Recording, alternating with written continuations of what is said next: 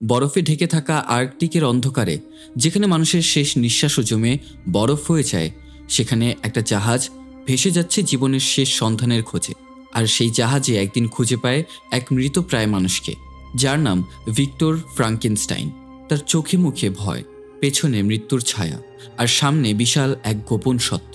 আর সেই সত্যটা হলো, সে একজন দানব সৃষ্টি করেছে, এমন এক দানব যাকে মানুষ ভয় পায়। সে পড়ে আছে তার সৃষ্টিকর্তা ভিক্টরের পেছনে। সে তাকে খুন করতে চায়, কিন্তু কেন? সেই সাথে দোষটা আসলে কার? আজ বলতে যাচ্ছি গিয়ের্মো দেল তোরোর ডিরেকশন এবং রাইটিংয়ে মাস্টারপিস এক তৈরি মুভি ফ্রাঙ্কেনস্টাইনের কথা, যা কিনা রিসেন্টলি মুক্তি পেয়েছে। Before we begin, just a small request. This film is hauntingly beautiful, so don't skip ahead. Watch the full explanation to feel every moment of this story.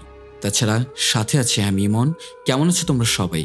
আশা করি সবাই খুবই ভালো আছো। And let me reintroduce myself. আমি Imon and welcome to my channel Cinehall. সেই সাথে শুরু করা যাক আজকের গল্প।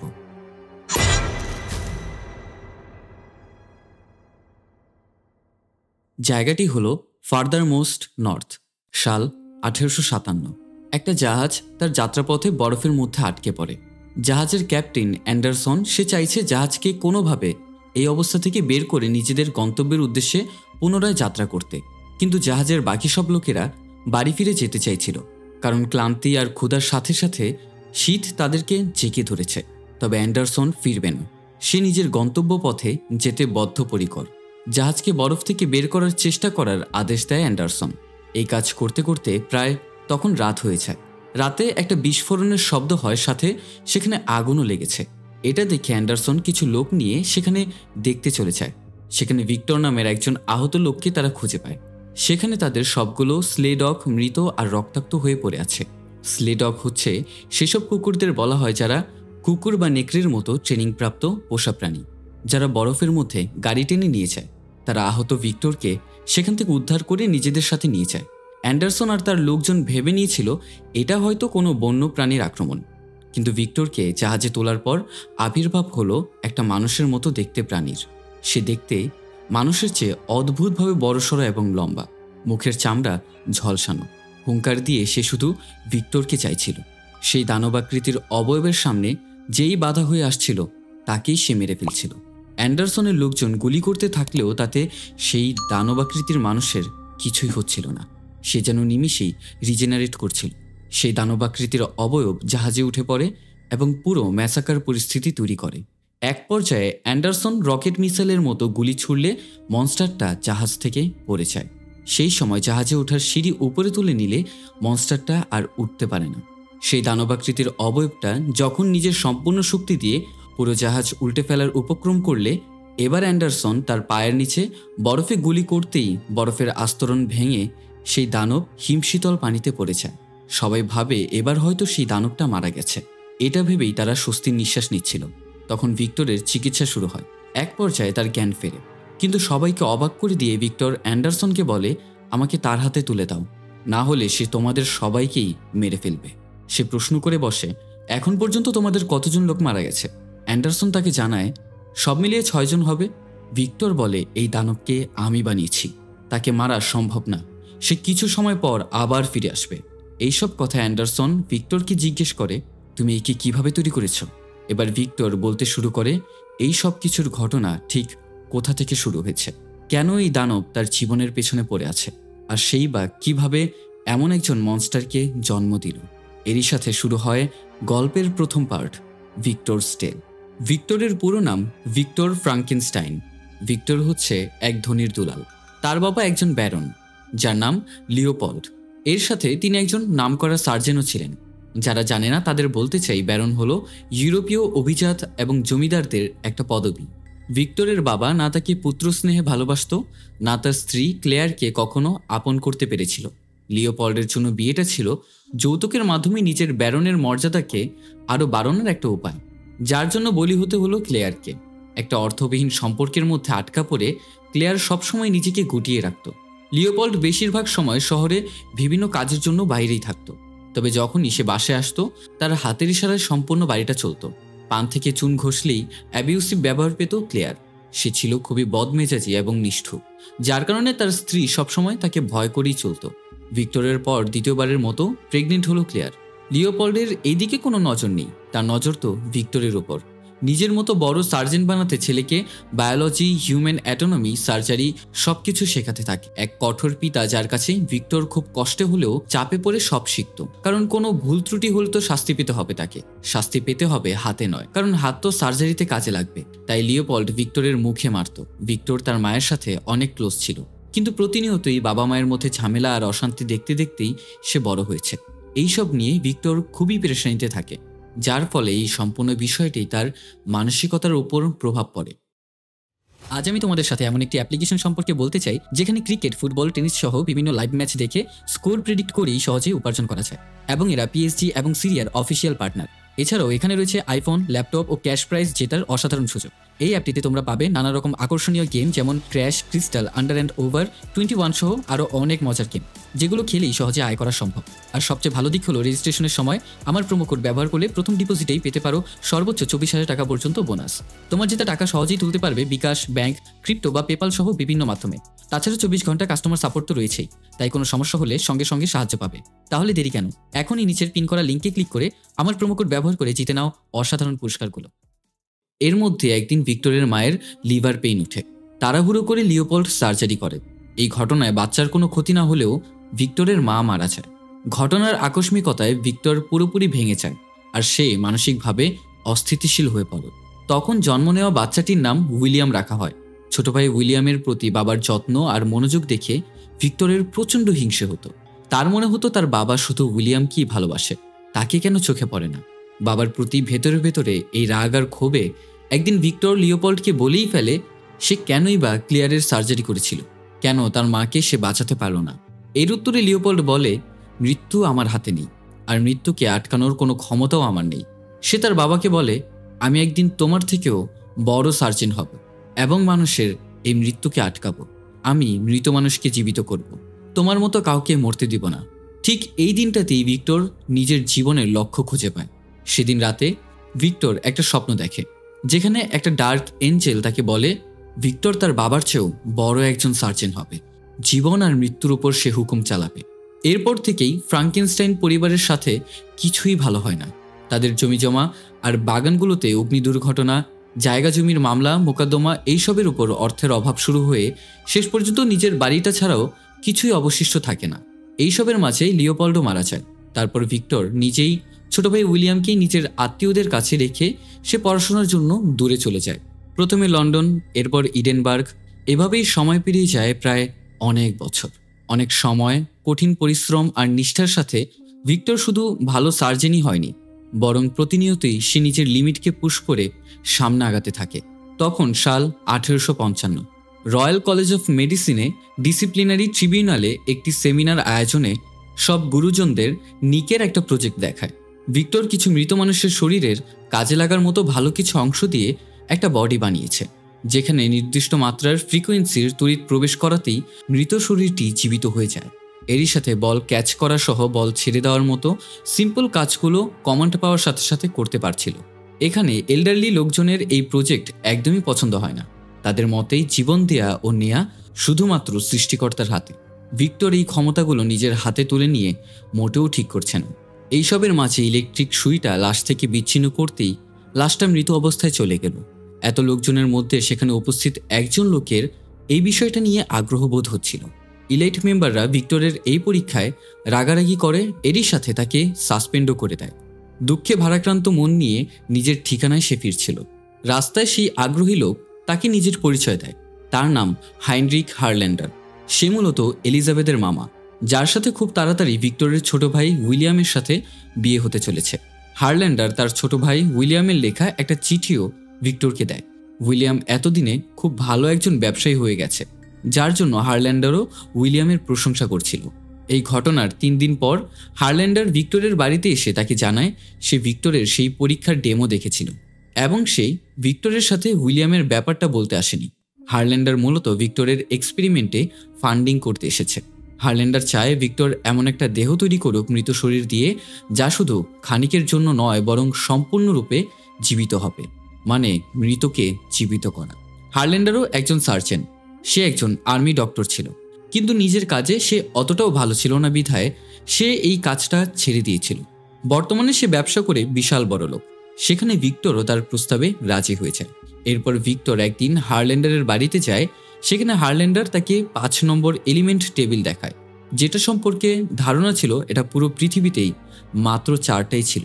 একটা কাঠের টুকরোর ওপর খোদাই করে লাগানো নার্ভাস সিস্টেম। এটা মূলত মৃত মানুষদের থেকে পাওয়া এই পুরো শরীরের স্নায়ুতন্ত্র, এবং এটা বিজ্ঞানের প্রথম দিকের আবিষ্কার, কারণ তখন বডি পার্টস সংরক্ষণ করার জন্য কোনো প্রযুক্তি আবিষ্কার হয়নি। হারল্যান্ডার এখানে ভিক্টরকে জানায় সে সব ধরনের ইকুইপমেন্ট জোগাড় করে দিবে, কিন্তু সে শুধুমাত্র ভিক্টরের পরীক্ষা সফল হতে দেখতে চায়। কিছু সময় পর ভিক্টর উইলিয়াম আর তার হবু স্ত্রী এলিজাবেথের সাথে দেখা করে। কোনো কারণে উইলিয়াম ভিক্টরের সাথে কিছুটা দূরত্ব বজায় রাখে, তবে এলিজাবেথের চিন্তাধারা আর পৃথিবীকে দেখার দৃষ্টিভঙ্গি সম্পূর্ণ ভিন্ন। এই ব্যাপারটায় এলিজাবেথের সাথে ভিক্টর কথা বলে অনেকটাই ইমপ্রেস হয়ে যায়। কিন্তু খাবার টেবিলে বসে ভিক্টর আর এলিজাবেথের মধ্যে ভিক্টরের পরীক্ষা নিরীক্ষা নিয়ে তাদের মধ্যে কথা কাটাকাটি হয়, কারণ সে মৃতকে জীবিত করার এই প্রচেষ্টা তার ভালো লাগেনি। এলিজাবেথও মূলত ইল্ডারলিদের মতো কথা বলছিল। এখানে বলা ভালো, এলিজাবেথ আর ক্লেয়ারের দুই চরিত্রের জন্য একই অভিনেত্রী অভিনয় করেছে, মানে দুজনের একই চেহারা, তাই দেখে কনফিউজড হওয়ার কোনো কারণ নেই। এইসবে ভিক্টরের প্রতিটা ক্ষেত্রে নিজেকে দৃষ্টির কেন্দ্রবিন্দু বানানোর ব্যাপারটা উইলিয়ামের পছন্দ না। এই জন্যই হয়তো দুই ভাইয়ের মধ্যে বনাবনি হয় না। পরদিন হারল্যান্ডার ভিক্টরকে একটা পরিত্যক্ত টাওয়ারে নিয়ে যায়, যেটা এখন থেকে সে নিজের বেস হিসেবে ব্যবহার করবে। এমনকি হারল্যান্ডারের কারখানায় মজুরদের দিয়ে ভিক্টর তার এই কাজের জন্য প্রয়োজনীয় যে কোনো কিছু তৈরি করে নিতে পারে। হারল্যান্ডার কোর্ট থেকে পারমিশন এনেছিল, এখানে সে এই কাজের জন্য ফাঁসির আসামিদের মৃতদেহ ব্যবহার করতে পারবে। ভিক্টর এখানে হারল্যান্ডারের কাছে নিজের এই কাজের জন্য অনেক কিছু ডিমান্ড করে বসে। হারল্যান্ডার তাকে সবকিছু দিতেই রাজি হয়, শুধু তার বিনিময়ে সে চায় মৃত মানুষকে জীবিত করার প্রক্রিয়ায় ভিক্টর সফল হোক। ভিক্টর পরদিন বাইরে বের হয়ে সবার সামনে শুলে চড়ানো আসামিদের মৃতদেহ নির্বাচন করে নিজের ইচ্ছে মতো। নিজের এক্সপেরিমেন্ট একদম পারফেক্ট করার জন্য ভিক্টর কোনো ভুল ত্রুটি রাখতে চায় না। এসবের মাঝে ভিক্টরের লাভ ইন্টারেস্ট এলিজাবেথের ওপর সরে যাচ্ছিল। ভিক্টর এলিজাবেথকে একদিন চার্চের কনফেশন রুমে দেখতে পায়। সেখানে সে তার পিছু নিয়ে ফাদারের রুমে গিয়ে বসে পড়ে। ভিক্টর খুব আগ্রহ নিয়ে জানতে চায় এলিজাবেথ আসলে কি কনফেস করতে এসেছে। কনফেশন রুম বলতে এমন এক জায়গা যেখানে খ্রিস্ট ধর্মের লোকজন নিজের পাপ ভুল স্বীকার করে এবং ঈশ্বরের কাছে তার জন্য ক্ষমা চায়। এলিজাবেথ সেখানে কনফেস করে সে ভিক্টরকে ঘৃণা করে। এর কারণ তার কাজ এবং তার পেশা, এরই সাথে তার অ্যারোগেন্ট ব্যবহার, নিজের ইচ্ছা মতো সবাইকে চালানোর স্বভাব তার পছন্দ নয়। এসব শুনে মন খারাপ করে ভিক্টর ফাদারের রুমের পর্দা খুলে দেয়, যেখানে এলিজাবেথ ভিক্টরকে দেখে ইতস্তত বোধ করে সেখান থেকে চলে যায়। এরপর ভিক্টর এলিজাবেথের সাথে কথা বলে জানতে পারে সেও বিজ্ঞানের ভক্ত। তার প্রাকৃতিক জিনিসগুলোর বিষয়, বিশেষত তার প্রজাপতি অনেক বেশি ভালো লাগে। সে এখনও বিজ্ঞানের সবচেয়ে বড় আবিষ্কারকে খুঁজছে, যা সে এখনও অবধি পায়নি। এসবের মাঝেই ভিক্টর এলিজাবেথের কাছাকাছি আসতে চেষ্টা করছিল, তার পিছু নেওয়া, তার সাথে ডান্স করা, কিন্তু এইসবে এলিজাবেথ খুব একটা পাত্তা দিচ্ছিল না। একদিন হারল্যান্ডারের বাড়িতে পার্টি ছিল। সে লক্ষ্য করে ভিক্টরের এই এলিজাবেথের প্রতি আগ্রহের ব্যাপারটা। এই জন্য হারল্যান্ডার ভিক্টরের উপর ইনডিরেক্টলি ভাবে রাগারাগি করে। সে বুঝায় যে ভিক্টর তার কাজে মনোযোগ দিচ্ছে না। ফলে হারল্যান্ডার এবার ভিক্টরকে এটা বলে থ্রেট দেয় যে ভিক্টর যেন তার এই প্রজেক্ট 7 দিনের মধ্যে পুরো করে ফেলে, না হলে এরপর সে ভিক্টরকে এই প্রজেক্টের জন্য আর কোনো ফান্ড দিবে না। ভিক্টর এখন তাড়াহুড়ো করে কাজ শুরু করে, কিন্তু সে বুঝতে পারছিল না ইলেকট্রিক্যাল এম্পাওয়ারমেন্টের জন্য সুইটা সে বডির কোন জায়গায় দিবে। তখন ভিক্টরের সাথে এলিজাবেথ আসে দেখা করতে। এলিজাবেথ ভিক্টরকে প্রজাপতি গিফট করে। সুযোগ পেয়ে ভিক্টর এলিজাবেথকে নিজের ফিলিংস শেয়ার করে, কিন্তু এলিজাবেথ খুব স্মার্টলি তাকে না করে দেয়। ভাবার বিষয় একটা, এলিজাবেথ হচ্ছে ভিক্টরের ছোট ভাইয়ের হবু স্ত্রী। আবার ভিক্টরকে সে খুব একটা পছন্দও করে না। ভালোবাসা তো দূরের ব্যাপার। এলিজাবেথের আগ্রহ ছিল শুধুমাত্র ভিক্টরের এই প্রজেক্টে। এবার গল্পটা আসে বর্তমান সময়ে, যেখানে মনস্টার হিল হয়ে পানি থেকে উঠে আসছিল। তাকে আসতে দেখে জাহাজের লোকজন ভিক্টরকে তার কাছে দিয়ে দিতে বলে, না হলে আরও লোকজনকে সে মেরে ফেলতে পারে। কিন্তু অ্যান্ডারসন এই ব্যাপারে রাজি হয় না। সে ভিক্টরের মুখ থেকে পুরো ঘটনা জানতে চায়। ঠিক তখন আমরা আবারও অতীতে ফিরে যাই। এলিজাবেথ ভিক্টরকে না করলে তার মনে কিছুটা খচখচানি ছিল। ভিক্টরের দিকে পুরো হতাশ। একে তো এলিজাবেথের ব্যাপারটা, অন্যদিকে এক্সপেরিমেন্টও ঠিকমতো হচ্ছিল না। তারপর গোসলের সময় ভিক্টরের এলিজাবেথের কথা মনে পড়ে। সে তখন একটা বিষয় খেয়াল করে, সম্পূর্ণ পরিবেশটা সিমেট্রিক্যালভাবে হয়ে আছে। এরপর ভিক্টর তার এক্সপেরিমেন্টে সিমেট্রিক্যাল লুপ অ্যাড করতেই তার ছোট এক্সপেরিমেন্টটা সফল হয়, মানে মৃত লাশ জীবিত হয়। এখন ভিক্টরের এই একই কাজটা বড় স্কেলে করতে হবে।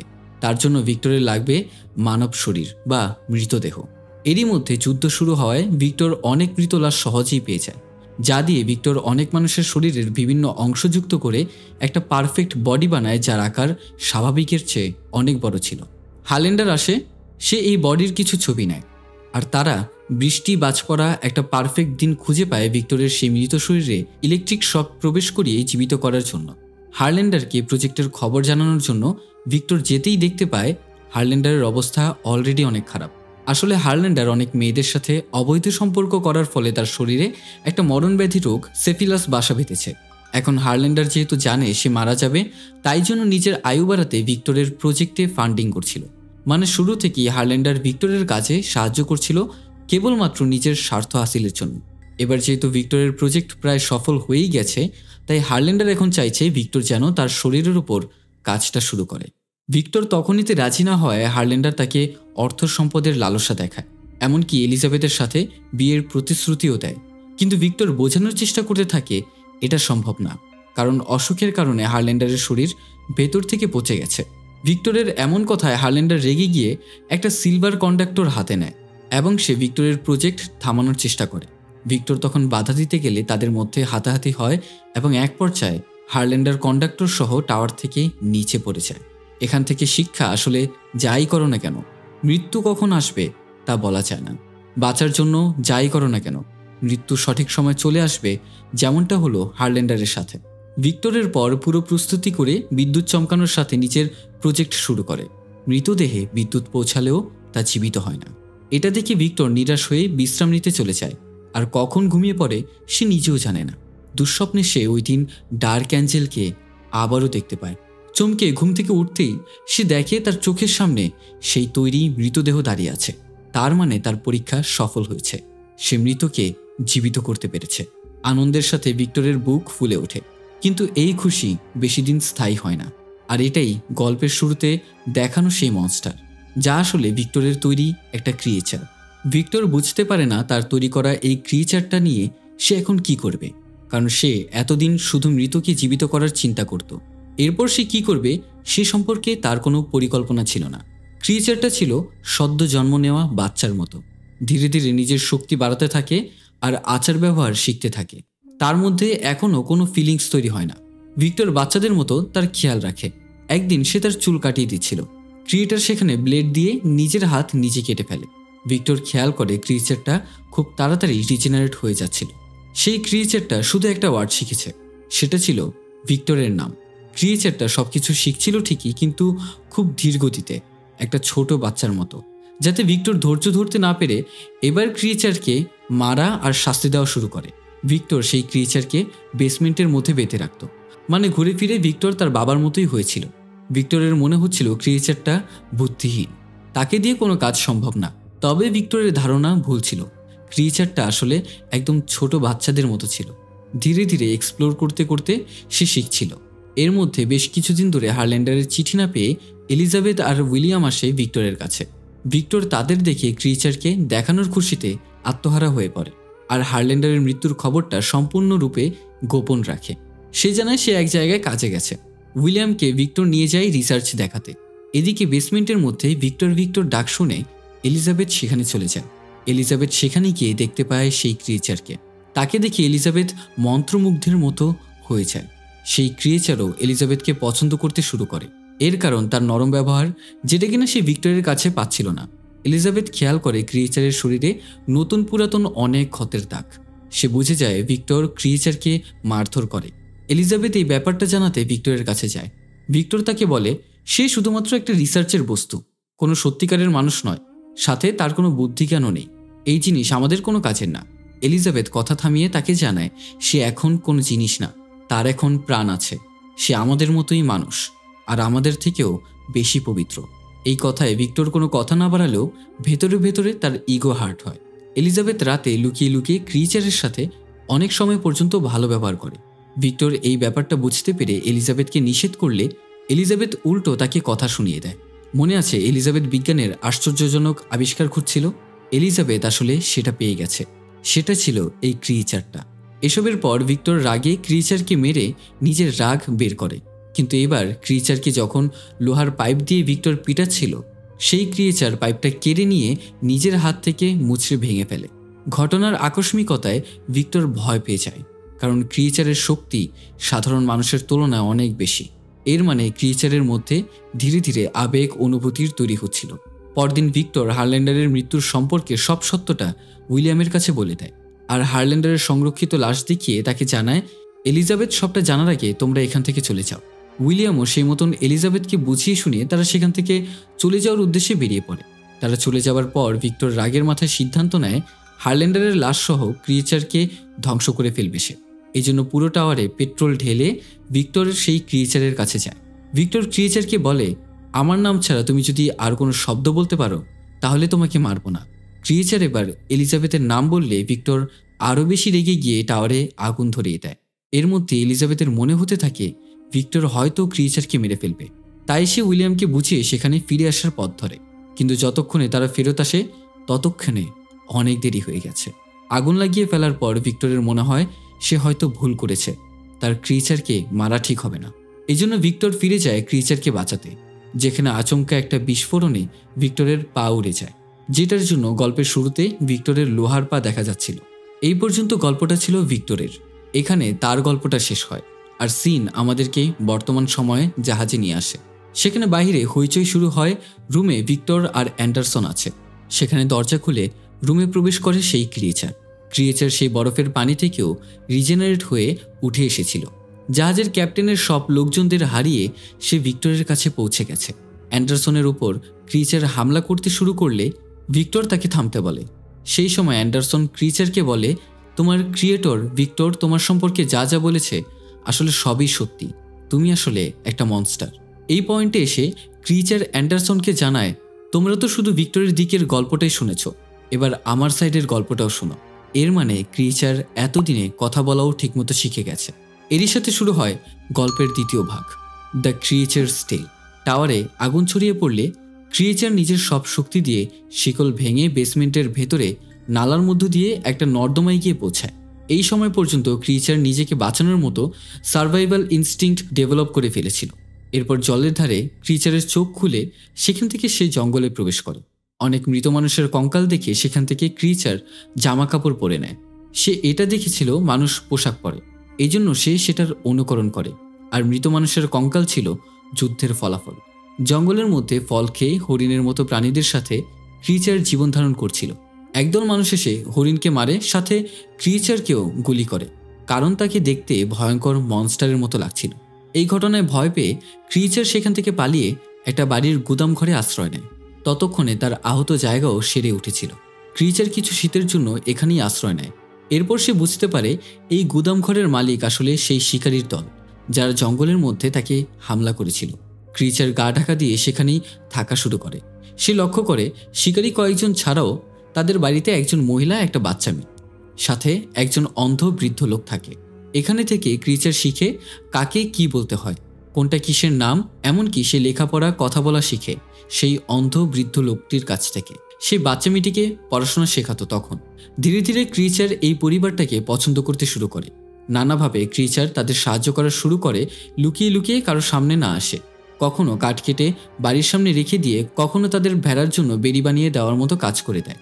পরিবারের লোকজন ভাবে এগুলো হয়তো জঙ্গলের দেবতা তাদের জন্য করছে, তাই তারা মাঝে মাঝে দেবতাদের জন্য জামা কাপড় রাখত, যেগুলো ক্রিয়েচার পরে খুশি হতো। সে নিজেকে এই পরিবারের একজন সদস্য বানাতে চাইছিল। এর মাঝে একদিন কিছু নেকড়ে সেই বাড়িতে আক্রমণ করে। তখন শিকারীরা তাদের তাড়িয়ে দেয়। এখানে ক্রিয়েচার শিখে যে প্রকৃতিতে একটা শিকল আকারে বস্তুতন্ত্র চলে, যেখানে একজন বাঁচার জন্য অন্যজনকে হয় মারতে হবে, না হয় মরতে হবে। এরপর সেই শিকারী পুরো পরিবার যায় পাহাড়ে সেই নেকড়েদের শিকার করতে, কিন্তু বাড়িতে একা ফেলে রেখে যায় সেই অন্ধ বৃদ্ধ লোকটিকে। কারণ অন্ধ বৃদ্ধকে নিয়ে পাহাড়ে শিকার করতে যাওয়া খুব একটা সহজ কাজ নয়। সবাই চলে যাওয়ার পর ক্রিয়েচার সেই বৃদ্ধ লোকটির সামনে আসে। যেহেতু বৃদ্ধ লোক অন্ধ ছিল, ক্রিয়েচারকে দেখতে পেত না, তাই তাদের মধ্যে ভালোই ভাব হয়ে যায়। অন্ধবৃদ্ধ জানায় সে আগে থেকেই জানতো সেই গুদাম ঘরে কেউ বসবাস করে। বৃদ্ধ তাকে পড়া শেখায়, গল্প শোনায়, এক কথায় তাদের মধ্যে খুব ভালো একটা সম্পর্ক গড়ে ওঠে। তারা দুজন একসাথে অনেক ভালো সময় কাটায়। বৃদ্ধ লোকটা ক্রিয়েচারের মাথায় হাত বুলিয়ে আদর করলে তার খুব ভালো লাগতো। এই সময় একদিন বৃদ্ধ তার অতীত সম্পর্কে জানতে চাইলে ক্রিয়েচার তাকে বলে তার নিজের অতীত সম্পর্কে কিছু মনে নেই, তার শুধু একটা নামই মনে আছে, সেটা হচ্ছে ভিক্টর। ভিক্টরের নাম মনে করার পর ক্রিয়েচার যায় সেই পোড়া টাওয়ারে। সেখানে গিয়ে সেই ক্রিয়েচারটা অনেক পুড়ে যাওয়া কাগজপত্র পায়। এগুলো আসলে ছিল ভিক্টরের রিসার্চের পেপার। যেহেতু এখন ক্রিয়েচার লিখতে পড়তে পারে, তাই সে এইসব পড়ে জানতে বুঝতে পারে যে আসলে অনেক মৃত মানুষের শরীর দিয়ে তাকে বানানো হয়েছে। সে এখন রীতিমতো বুঝতে পারছিল না সে আসলে কি, মানুষ নাকি অন্য কিছু। সেখানে ক্রিয়েচার ভিক্টরের জন্য উইলিয়ামের লেখা চিঠি পায়, যেখানে উইলিয়ামের বাড়ির ঠিকানা দেওয়া ছিল। এবার সেই ক্রিয়েচার জানে সব প্রশ্নের উত্তর খুঁজতে তাকে কোথায় যেতে হবে। ক্রিয়েচার ঠিকানার সন্ধান পেয়ে সেই বাড়িতে ফিরে এলে দেখে বাড়িতে নেকড়েরা আক্রমণ করেছে। সে পাগলের মতো তাদের তাড়িয়ে ভেতরে গিয়ে বৃদ্ধ লোকটাকে আহত অবস্থায় দেখতে পায়। সেই ক্রিয়েচারের হৃদয় ভেঙে যায়। ক্রিয়েচারটা বৃদ্ধ লোকটিকে সামলে নেয়, আর তখনই পরিবারের বাকি লোকজন এসে পড়ে। ক্রিয়েচারকে দেখে তারা তাকে মনস্টার ভাবে, যে কিনা এই বৃদ্ধ লোকটিকে মেরেছে, এবং তার উপর গুলিবর্ষণ শুরু করে দেয়। এই সময় রাগের মাথায় ক্রিয়েচার একজন লোককে মেরেও ফেলে। এরপর সে সেখান থেকে পালিয়ে যেতে থাকে, কিন্তু শিকারীরা তার পিছু নিয়ে তার উপর গুলি চালাতে থাকলে ক্রিয়েচার জ্ঞান হারায়। তবে কিছু সময় পর আবারও তার হুঁশ ফিরে আসে। সে এবার রওনা দেয় উইলিয়ামের বাড়ির উদ্দেশ্যে। ভিক্টর মাঝে মাঝে সেই ডার্ক অ্যাঞ্জেলকে স্বপ্নে দেখে মৃত্যুর রূপে। এটা নিয়ে তার ভয় কাজ করে। উইলিয়ামের আজকেই এলিজাবেথের সাথে বিয়ে হবে। ভিক্টর নকল লোহার পা লাগিয়ে এলিজাবেথকে স্বাগত জানাতে যায়, যেখানে ভিক্টরকে এলিজাবেথ অপমান করে চর মারে আর বলে ভিক্টর ক্রিয়েচারকে মেরে ফেলেছে, আর সে ভালো লোক নয়, তার নিয়ত খারাপ। ভিক্টর নিরাশ হয়ে নিজের রুমে ফিরতেই সেখানে ক্রিয়েচারকে দেখে ভিক্টর চমকে ওঠে। সে এক দেখায় বুঝতে পেরেছিল ক্রিয়েচার আগের থেকে অনেক বেশি স্মার্ট হয়ে গেছে। ক্রিয়েচার এখানে ভিক্টরকে জানায় সে যেন তার জন্য একটা সঙ্গিনী বানায়, তার মতো সেই পৃথিবীতে খুব একা অনুভব করে। তবে ভিক্টর না করে দেয়। সে জানায় ক্রিয়েচার একটা মনস্টার, সে তার মতো আর কোনো মনস্টার বানাবে না, না হলে তারা দুজন নতুন নতুন মনস্টারের জন্ম দিয়ে পৃথিবী ভরে ফেলবে, পৃথিবী ধ্বংস করে ফেলবে। তুমি হচ্ছ আমার একটা ব্যর্থ প্রজেক্ট। এইসব শুনে রেগে গিয়ে ক্রিয়েচার ভিক্টরকে মারতে শুরু করে।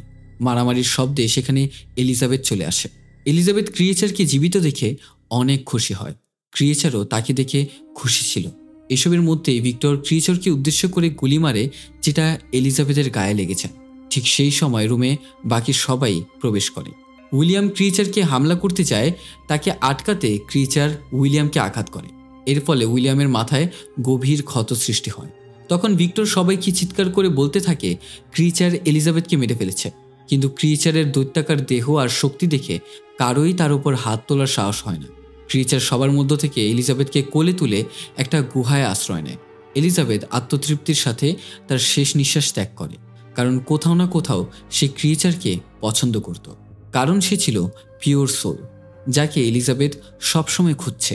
অন্যদিকে মাথায় গুরুতর আঘাতের ফলে উইলিয়ামের অবস্থাও আশঙ্কাজনক।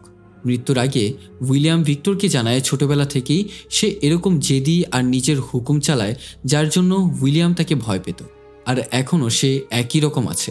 মনস্টার আসলে সেই ক্রিয়েচার নয়, বরং ভিক্টর নিজেই। উইলিয়ামের মৃত্যুর পর ভিক্টর রাগের মাথায় একটা বন্দুক নিয়ে ক্রিয়েচারকে মারতে চলে যায়। ভিক্টর পৌঁছায় সেই গুহায়। ক্রিয়েচার চাইলেই ভিক্টরকে মারতে পারে, কিন্তু সে তা করে না। উল্টো ক্রিয়েচার ভিক্টরকে বলে সে তাকে তিলে তিলে কষ্ট দিয়ে দিয়ে মারবে, আর ভিক্টর শপথ করে সে ক্রিয়েচারকে মেরেই ছাড়বে। তখন থেকেই শুরু হয় এদের দুজনের মাঝে টম অ্যান্ড জেরির গেম। এ তাকে ধরে তো সে তাকে ছাড়ে। ভিক্টর বারবার ক্রিয়েচারকে বিভিন্নভাবে মারার চেষ্টা করে, কিন্তু ক্রিয়েচার কোনো কিছুতেই মরে না। এবার তারা দুইজন এই দূর পর্যন্ত এসে পৌঁছেছে যে এখানে ভিক্টর ক্রিয়েচারকে মারার জন্য বোমার ডাইনামাইট নিয়ে আসে। ভিক্টর যতই ক্রিয়েচারকে মারার চেষ্টা করছিল, ততটা সে নিজেই আহত হচ্ছিল। ক্রিয়েচার এবার নিজের হাতেই একটা ডাইনামাইট নিয়ে এই বলে ফাটায়, যদি এই ডাইনামাইটের ফলে আমি মারা যাই তাহলে তুমি তো মুক্তি পেলে, আর তা না হলে আমি আবার ফিরে এসে তোমাকে ছাড়ব না। এই ডাইনামাইটের বিস্ফোরণে ভিক্টরের অবস্থা খারাপ হয়ে গিয়েছিল, যার শব্দ শুনে অ্যান্ডারসন এসেছিল ভিক্টরকে বাঁচাতে। মানে সেখানে পড়ে থাকা সব রক্ত ছিল ক্রিয়েচারের। এবং এখানে শেষ হয় ক্রিয়েচার্স টেল। এটা শুনে সেখানে থাকা অ্যান্ডারসন অবাক হয়, আর ভিক্টরও নিজের ভুল বুঝতে পারে। এবার সে ক্রিয়েচারের প্রতি তার অন্যায় স্বীকার করে, মেনে নেয় ক্রিয়েচারকে সে নিজে বানিয়েছে। ভিক্টর তার বাবা, ক্রিয়েচার তার সন্তান, যে কিনা তার মতোই হয়েছে। সে কোনো মনস্টার না। এইসব বলে ভিক্টর ক্রিয়েচারের মাথায় হাত বুলিয়ে বলে, আমাকে ক্ষমা করে দিও। ক্রিয়েচার তাকে ক্ষমা করে দেয়, কারণ ক্ষমা করার মতো মহান গুণের কথা তাকে সেই অন্ধ বৃদ্ধ লোকটি গল্পে গল্পে তাকে শিখিয়েছে। তাছাড়া মাথায় হাত বোলানোর ব্যাপারটা ক্রিয়েচারের কাছে ভালো লাগে। ভিক্টর ক্রিয়েচারকে অ্যাকসেপ্ট করে আর শেষবারের মতো তার নাম ধরে ডাকতে বলে। ক্রিয়েচার তার নাম ধরে ডাকে ভিক্টর, যেমনটা সে শুরুর দিকে ডাকত। এখন পর্যন্ত ভিক্টরের ক্ষত এতটাই গভীর হয়েছিল যে সে সেখানেই মারা যায়। ক্রিয়েচার ভিক্টরকে নিজের ক্রিয়েটর বলে সেখান থেকে চলে যাচ্ছিল। সেই সময় অ্যান্ডারসন নিজের লোকদের আদেশ দেয় কেউ যেন ক্রিয়েচারকে আক্রমণ না করে।